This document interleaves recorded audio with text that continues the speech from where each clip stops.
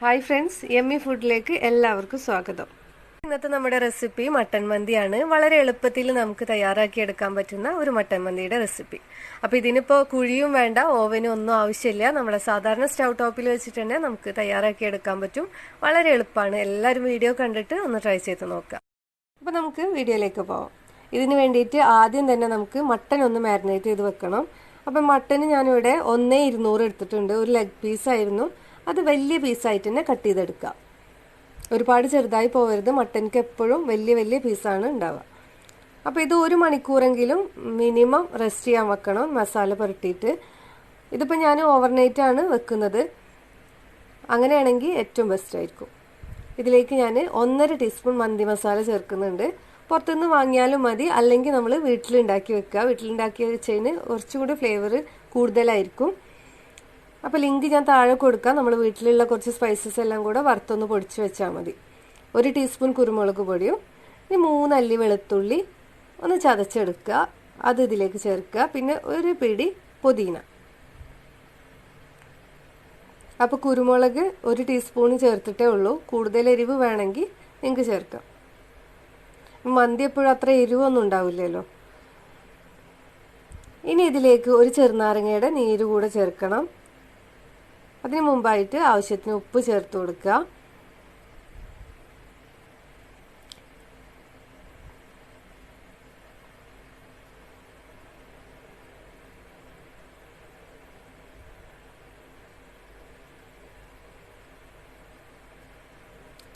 ചെറുനാരങ്ങയുടെ നീരും കൂടെ ചേർത്തതിന് ശേഷം ഒരു 3 ടേബിൾ സ്പൂണോളം ഓയിൽ ചേർത്ത് കൊടുക്കുക. ഈ ഓയിലും കൂടെ ചേർത്തിട്ട് കൈകൊണ്ട് നന്നായിട്ട് തിരുമ്മിയിട്ട് നന്നായിട്ട് മസാല എല്ലാ ഭാഗത്തും എത്തുന്ന രീതിയിൽ പരട്ടിയെടുക്കുക. ഇപ്പോൾ മസാലയൊക്കെ എല്ലാ ഭാഗത്തും ആവുന്ന രീതിയിൽ ഞാൻ പരട്ടിയെടുത്തിട്ടുണ്ട്. ഇനി നമുക്കിത് ഫ്രിഡ്ജിലേക്ക് മാറ്റി വെക്കാം. അപ്പോൾ ഞാനിപ്പോൾ ഇത് രാത്രി റെഡിയാക്കി വെക്കുന്നുണ്ട്, ഫ്രിഡ്ജിലേക്ക് വെക്കുകയാണ്. അപ്പോൾ നിങ്ങൾ ഉണ്ടാക്കുമ്പോൾ 1 മണിക്കൂറെങ്കിലും റെസ്റ്റ് ചെയ്യാൻ വെക്കണം. ഓവർനൈറ്റ് വെക്കുകയാണെങ്കിൽ ഏറ്റവും ബെസ്റ്റ് ആയിരിക്കും. അപ്പോൾ ഇത് ഞാൻ ഫ്രിഡ്ജിലേക്ക് മാറ്റിയിട്ടുണ്ട്. പിന്നെ ഞാൻ രാവിലെ ഇതെടുത്ത് റെഡിയാക്കുകയാണ്. ഈ സമയം കൊണ്ട് തന്നെ മസാലയൊക്കെ ഉള്ളിലേക്ക് നന്നായിട്ട് എത്തിയിട്ടുണ്ടാവും. ഇനി ഇത് നമ്മൾ കുക്കറിലാണ് വേവിച്ചെടുക്കുന്നത്. കുക്കറിൽ നന്നായിട്ട് വേവിച്ചെടുക്കണം. ഇനി നമ്മൾ വേറെ മന്തി റൈസ് ഉണ്ടാക്കുന്നതിൻ്റെ കൂടെ ഒന്നും ഇത് വേവിക്കില്ല. അതുകൊണ്ട് ഈ കുക്കറിൽ കിടന്നിട്ട് തന്നെ ഫുള്ളായിട്ട് കംപ്ലീറ്റ് വേവണം. ഇനി ഇത് മുങ്ങിക്കെടുക്കാൻ ആവശ്യത്തിനുള്ള വെള്ളം ഒഴിച്ചു കൊടുക്കുക.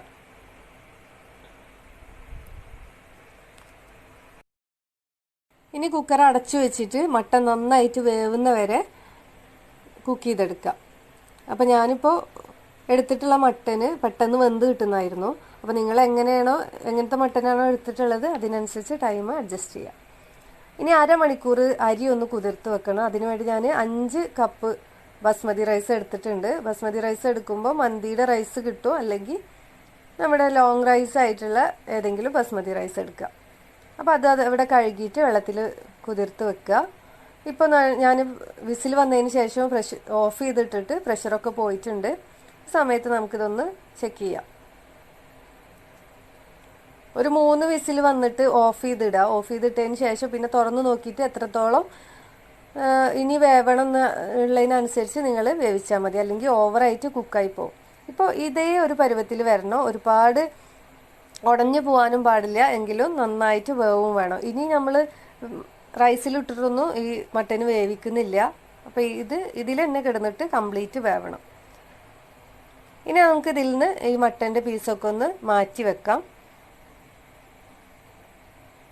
ഈ മട്ടൻ വേവിച്ച വെള്ളത്തിൽ തന്നെയാണ് നമ്മൾ റൈസ് കുക്ക് ചെയ്തെടുക്കുന്നത്. അപ്പോൾ ആ റൈസിനൊക്കെ ഒരു പ്രത്യേക ഫ്ലേവർ ഉണ്ടാവും.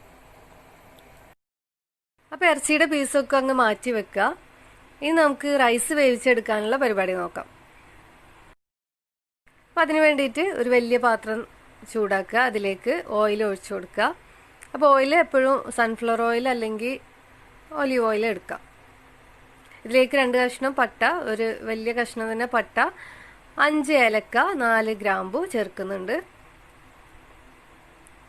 ഇനി ഇതിലേക്ക് 2 ഉണങ്ങിയ ചെറുനാരങ്ങ കൂടെ ചേർക്കുക. 2 ബേ ലീവ്സും കൂടെ ചേർക്കുക. 1 ടേബിൾ സ്പൂണോളം കുരുമുളക്. അത് മന്തിയിൽ ഇടയ്ക്കൊക്കെ ഒന്ന് കടിക്കുമ്പോൾ നല്ല ടേസ്റ്റ് ആയിരിക്കും. 4 അല്ലി വെളുത്തുള്ളി, ചതക്കൊന്നും വേണ്ട, അതുപോലെ ഇട്ട് കൊടുക്കാം. 4 പച്ചമുളക്. ഇനി ഇതിലേക്ക് ഒരു വലിയ സവാള ചെറുതായി അരിഞ്ഞത് ചേർക്കാം. ഇനി ഇത് നന്നായിട്ട് വഴറ്റിയെടുക്കുക.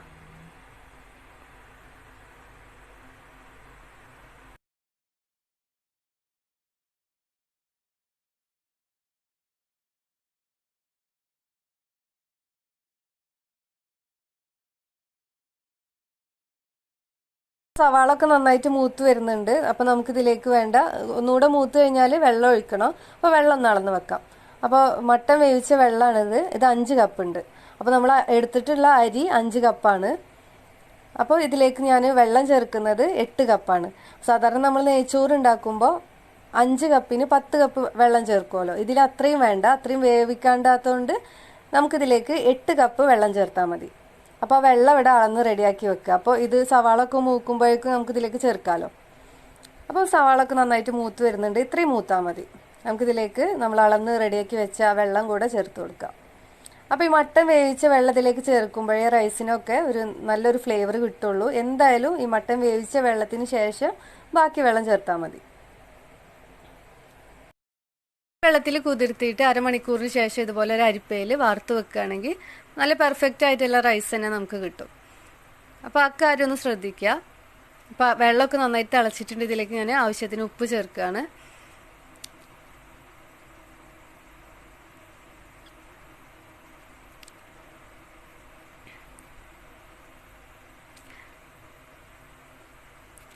ഇനി നമുക്കിതിലേക്ക് നമ്മൾ വാർത്ത് വെച്ച അരി അങ്ങ് ചേർത്ത് കൊടുക്കാം. അരി എപ്പോഴും വാർത്ത് വെച്ചതിന് ശേഷം മാത്രം ചേർക്കുക, എങ്കിൽ നല്ല പെർഫെക്റ്റ് ആയിട്ടുള്ള റൈസ് നമുക്ക് കിട്ടുള്ളൂ. ഇത് നന്നായിട്ട് മിക്സാക്കി കൊടുക്കുക. ഹൈ ഫ്ലെയിമിൽ വെച്ചിട്ട് തന്നെ അടച്ചു വെച്ചിട്ട് ഒന്ന് തിളക്കുന്നവരെ ഒന്ന് വെക്കുക. ഇത് പെട്ടെന്ന് തന്നെ തിളച്ച് വരും. ആ സമയത്ത് നമുക്ക്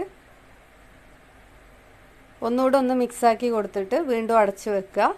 അടച്ചു വെച്ചതിന് ശേഷം ലോ ഫ്ലെയിമിൽ വീണ്ടും വേവിച്ചെടുക്കുക. അപ്പോൾ റൈസ് വേവിച്ചെടുക്കുമ്പോൾ എപ്പോഴും കംപ്ലീറ്റ് ആയിട്ട് വേവിച്ചെടുക്കേണ്ട, 90% വെന്താൽ മതി. അപ്പോൾ ഓരോ റൈസിനും ടൈം അങ്ങോട്ടും ഇങ്ങോട്ടൊക്കെ ആവും. അതുകൊണ്ട് ഇടയ്ക്കൊന്ന് ചെക്ക് ചെയ്യുക. ഇപ്പോൾ നമ്മുടെ റൈസൊക്കെ നന്നായിട്ട് വെന്ത് വന്നിട്ടുണ്ട്. കണ്ടില്ലേ, നല്ല പെർഫെക്റ്റ് ആയിട്ട് തന്നെ നമുക്ക് കിട്ടിയിട്ടുണ്ട്. അപ്പോൾ റൈസൊക്കെ വെന്ത് കിട്ടിയിട്ടുണ്ട്. നന്നായിട്ടൊന്ന് മിക്സാക്കി കൊടുത്തതിന് ശേഷം മുകൾ ഭാഗമൊക്കെ ഒന്ന് ലെവൽ ചെയ്തിടുക. ഫ്ലെയിം ഓഫ് ചെയ്യുക. ഈ സമയത്ത് നമുക്ക് കളർ ചേർക്കേണ്ടവർക്ക് ചേർക്കാം. അപ്പോൾ ഞാനിപ്പോൾ ഒരു യെല്ലോ കളർ മാത്രമേ ചേർക്കുന്നുള്ളൂ. അതും മഞ്ഞളിൽ കുറച്ച് പാൽ ചേർത്തിട്ടൊന്ന് മിക്സാക്കിയിട്ട് ചേർക്കുന്നേ ഉള്ളൂ. അപ്പോൾ ഓറഞ്ച് കളറൊക്കെ ചേർക്കുകയാണെങ്കിൽ കാണാൻ നല്ല ഭംഗിയായിരിക്കും. ഞാനിപ്പോൾ യെല്ലോ ഷെയ്ഡ് മാത്രമേ ചേർക്കുന്നുള്ളൂ. ടേസ്റ്റിനൊന്നും ഒരു വ്യത്യാസം ഉണ്ടാവില്ല. വീട്ടിലൊക്കെ നമ്മൾ തയ്യാറാക്കുമ്പോൾ ഒരിക്കലും കളർ ചേർക്കേണ്ട ആവശ്യമൊന്നുമില്ലല്ലോ. ഇനി പച്ചമുളക് അവിടെ ഇവിടെയൊക്കെ ആയിട്ടൊന്ന് കുത്തി വെച്ച് കൊടുക്കുക.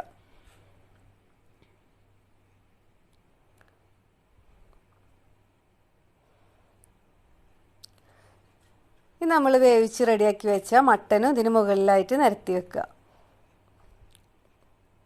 അപ്പോൾ മട്ടന് നമ്മൾ കുക്കറിൽ വേവിച്ചെടുക്കുമ്പോൾ കംപ്ലീറ്റ് തന്നെ വെന്ത് കിട്ടണം. നമ്മൾ ഇതിൽ വെച്ചിട്ടൊന്നും വേവിച്ചെടുക്കുന്നില്ല, അത് പ്രത്യേകം ശ്രദ്ധിക്കണം. ഇനി ഒരു സ്മോക്കി ഫ്ലേവർ കിട്ടാൻ വേണ്ടിയിട്ട് ഒരു കനൽ കത്തിച്ചിട്ട് ഇതിന് നടുവിലായിട്ട് വെച്ചിട്ട് ഇതിന് മുകളിലേക്ക് കുറച്ച് ഓയിൽ ഇറ്റിച്ച് കൊടുക്കുക. ഒരുപാടൊന്നും വേണ്ട, കുറച്ച് ഓയിലൊന്ന് ഇറ്റിച്ച് കൊടുക്കുക. ഇനി ഇത് പെട്ടെന്ന് തന്നെ അടച്ചു വെച്ചിട്ട് 10 മിനിറ്റ് ലോ ഫ്ലെയിമിൽ വെക്കുക. അപ്പോൾ ഇതിൻ്റെ സ്മോക്കൊന്നും പുറത്ത് പോവാത്ത രീതിയിൽ തന്നെ അടച്ചു വെക്കുക. 10 മിനിറ്റ് കഴിഞ്ഞിട്ടുണ്ട്. നമുക്കിതൊന്ന് തുറന്നു നോക്കാം. അപ്പോൾ ഇതങ്ങ് തുറക്കുന്ന സമയത്തായിരിക്കും മന്തിയുടെ മണം അങ്ങ് പരക്കുക. അടിപൊളി മണമായിരിക്കും ആ സമയത്ത് ഉണ്ടാവുക. ഇനി ഇതിൽ നിന്ന് ഈ കരി അങ്ങ് മാറ്റാം. അപ്പോൾ 10 മിനിറ്റ് വെക്കുമ്പോൾ താഴെ ഒരു പഴയ പാന് വെച്ചിട്ട് അതിന് മുകളിൽ വെച്ചാലും മതി, അടി കരിയൊന്നും പേടിയുണ്ടെങ്കിൽ. അപ്പോൾ ഞാൻ കരി അതിൽ നിന്ന് മാറ്റിയിട്ട് ഒന്നുകൂടെ ഒന്ന് അടച്ചു വെച്ചിട്ടുണ്ട്. ഇനി ഇതിലേക്ക് ഞാൻ കുറച്ച് നട്ട്സ് ഒന്ന് വറുത്തെടുക്കുന്നുണ്ട്. അണ്ടിപ്പരിപ്പും കുറച്ച് ബദാം തോലൊക്കെ കളയുക, ഒന്ന് വെള്ളത്തിൽ ഇട്ടിട്ടൊന്ന് തോല് കളയുക. കുറച്ച് മുന്തിരിയും കൂടെ ചേർത്തിട്ട് നന്നായിട്ടൊന്ന് റോസ്റ്റ് ചെയ്തിട്ട് മാറ്റി വെക്കാം. അപ്പോൾ ഈ കാഷ്നട്ടിനും ഇതിനൊന്നും പ്രത്യേക അളവൊന്നുമില്ല. കൂടുതൽ വേണമെങ്കിൽ കൂടുതൽ ചേർക്കുക, കുറച്ച് മതി എന്നുണ്ടെങ്കിൽ കുറച്ചും ചേർക്കാം. അപ്പോൾ ഇത് നന്നായിട്ട് മൂത്ത് വന്നിട്ടുണ്ട്. ഇതങ്ങ് മാറ്റി വെക്കാം. സെയിം പാനിൽ തന്നെ കുറച്ചുകൂടെ ഒന്ന് നെയ്യ് ചേർത്തിട്ട് ഒരു സവാള ചെറുതായി കട്ട് ചെയ്തിട്ട് ഇതിലേക്ക് ചേർത്തിട്ട് നന്നായിട്ടൊന്ന് ഫ്രൈ ചെയ്തെടുക്കാം. അപ്പോൾ നന്നായി മൂത്ത് കഴിഞ്ഞാൽ ഇതൊന്ന് മാറ്റി വെക്കുക. സെയിം പാനിൽ തന്നെ അതേ എണ്ണയിൽ തന്നെ ഒരു 5 പച്ചമുളക് ഇട്ടിട്ട് ഒന്ന് ചൂടാക്കിയെടുക്കുക. അപ്പോൾ ഇതുപോലെ ഇതിന് മുകൾ ഭാഗം ഒന്ന് പൊങ്ങി വരും. ആ സമയത്ത് മാറ്റി വെക്കുക. ഇത് സെർവ് ചെയ്യാൻ വേണ്ടിയിട്ട് മട്ടൺ പീസൊക്കെ ഒരു പ്ലേറ്റിലേക്ക് മാറ്റി വെക്കുക. അതിന് ശേഷം ഇത് നന്നായിട്ട് മിക്സ് ആക്കി എടുക്കുക. അപ്പോൾ ഞാൻ മുഴുവൻ പീസ് ഒരു പ്ലേറ്റിലേക്ക് മാറ്റിയിട്ടുണ്ട്. ഇനി ഇത് നന്നായിട്ട് മിക്സ് ആക്കി എടുക്കാം. റൈസൊക്കെ നല്ല കറക്റ്റ് വേവായി കിട്ടിയിട്ടുണ്ട്. ഈ സമയത്ത് നമ്മൾ ഇതിൽ ചേർത്ത സ്പൈസസ് ഒക്കെ ഉണ്ടല്ലോ, ഈ ബേ ലീവ്സ്, പട്ട, ഗ്രാമ്പ്, അതൊക്കെ ഇതിൽ നിന്ന് മാറ്റാം. ഇഷ്ടമില്ലാത്തവർക്ക് മാറ്റാം, വേണ്ടാന്നുള്ളവർക്ക് അതിൽ പെടുത്തിയാലും കുഴപ്പമില്ല. ഇനി ഇത് റൈസ് ആദ്യം വിളമ്പുക.